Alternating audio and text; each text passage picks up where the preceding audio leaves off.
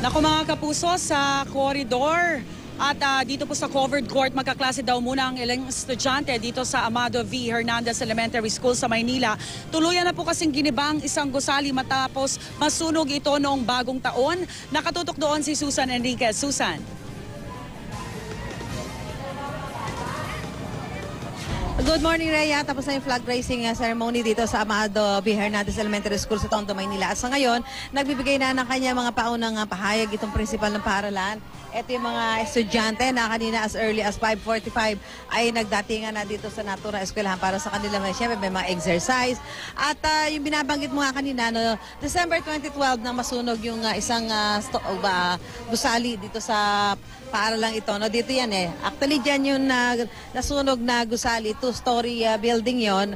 At kaya kung makikita ho ninyo, yan, nakademolish yan, ano, yung mga, para mga durog na semento, paderya, pati mga nakatambak yung mga lumang silya. Ito kasama doon sa mga nasunog. Pero ang pinagtataka nga nila, bakit after almost 2 years, ay hindi pa ho napapalitan na itatayo itong nasunog na paaralan. Bagamat na ipangako na ho yan dito sa pamunuan ng paaralan, para nga ho hindi magkaroon ng kakulangan ng classroom. So ang ginawa ho nila, yung kanilang compound dati, nagtayo ho sila ng mga makeshift classroom gaya ho nito. No? Isa lang, ito maayos-ayos pa dahil kung makikita ho natin, yung talaga mga makeshift classroom na ganito ho ang itsura ng kanilang mga makeshift classroom dito sa Amado Hernandez Elementary School na pinagtsatsagaan po ng ating mga estudyante dito. Ayan. Gaya po nito, no? Ito ho yung pinto. Ano, mabuti nga ito, may pinto pa. Yun ang pinto. At yan ho yung pinaka-loob, ano? Ayun, sinakop na yung kanilang pinaka-stage. Ayan.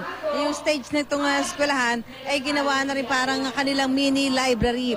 So, ganyan ho yung itsura dito. Yung kanilang mga dingding ay yung mga lumang mga blackboard. At dito na lang din nakapaskel, alaga. Dito na lang ho ng mga nakapaskel, yung mga kailangan pag-aralan ng mga estudyante. Yan, dito na lamang ho nila idinikit. Pero syempre, bagamat may mga ganitong effort na ginagawa, syempre kahit pa paano, naapektuhan ho yung pag-aaral ng mga estudyante. Dahil kapag umuulan, umaangki ho dito. At kapag daw bumabaha, nagkakaroon ho dito ng flash flood. Actually, hanggang bukong-bukong ng mga estudyante yung tubig. Kaya ang ginawa ho nila ay naglinis sila ng mga kanal dito para ho ngayong darating na pasukan. Eh, hindi naman ho ganun ang danasin ng mga estudyante. So ganito ang itsura ng mga silid-aralan sa ngayon. Ilang silid-aralan dito sa Amado Hernandez Elementary School matapos nga hong masunog yung isang gusali nila at hanggang ngayon nga naghihintay sila kung kailan ito muling itatayo para naman mapunan ang kakulangan ng mga classroom ng mga estudyante rito na mahigit 5,000 ngayong pasukan, pero sinasabi humadaragdagan pa dahil ngayong araw nito may mga mag-e-enroll pa rin dito sa Amado Hernandez Elementary School. So yun ho ang sitwasyon natin.